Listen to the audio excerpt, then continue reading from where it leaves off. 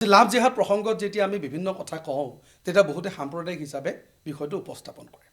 এতিয়া মোৰ প্ৰশ্নটো হৈছে যে আপুনি যদি কাৰোবাক বিয়া কৰাব বিচাৰিছে য'ত আপোনাৰ পৰিচয় শুদ্ধ, য'ত আপোনাৰ ঠিকনা শুদ্ধ, সেইজন হিন্দু মুছলমান কি সেইটো প্ৰশ্ন নহয়, এইটোক আমি প্ৰেম নাম নিশ্চিতভাৱে দিব পাৰোঁ। কাৰণ আপুনি আপোনাৰ পৰিচয় শুদ্ধকৈ দিছে, আপুনি আপোনাৰ ঠিকনা শুদ্ধকৈ দিছে, গতিকে তাৰ সেইটো লাভ জেহাদ হ'ব নোৱাৰে। কিন্তু বৰ্তমান সময়ত আমি দেখিবলৈ পাইছোঁ এজনী যুৱতীক প্ৰেমৰ চক্ৰান্তৰে তেওঁ কি কৰা হয়, তেওঁ পৰিচয়টো ভুল কৰি দিয়া হয়। তেওঁ কোনোবা আহমেদ হুছেইন হয়, কিন্তু পৰিচয়টো কি বুলি দিব, তেওঁ ৰাতুল ডেকা বুলি পৰিচয় দিব। আৰু কোনোবা ডেকা ছোৱালীৰ লগত তেখেতে প্ৰেমৰ সম্পৰ্ক ৰাখিব। আৰু সেই ছোৱালীজনীক প্ৰেমৰ জালত পেলাই লোৱাৰ পিছত বহুদিন পিছত যেতিয়া তেওঁলোকৰ সম্পৰ্ক বহুদূৰ আগবাঢ়ি যায়, তেতিয়া তেওঁ আচল পৰিচয়টো উলিয়াই দিয়ে, ইছমাইল ছিদ্দিকী কিবা XYZ। এইটোতো আপুনি প্ৰেম বুলি ক'ব নোৱাৰে, এইটো ষড়যন্ত্ৰ, পৰিকল্পিত ষড়যন্ত্ৰ। গতিকে এই পৰিকল্পিত ষড়যন্ত্ৰটোৰ নামেই হৈছে লাভ জেহাদ।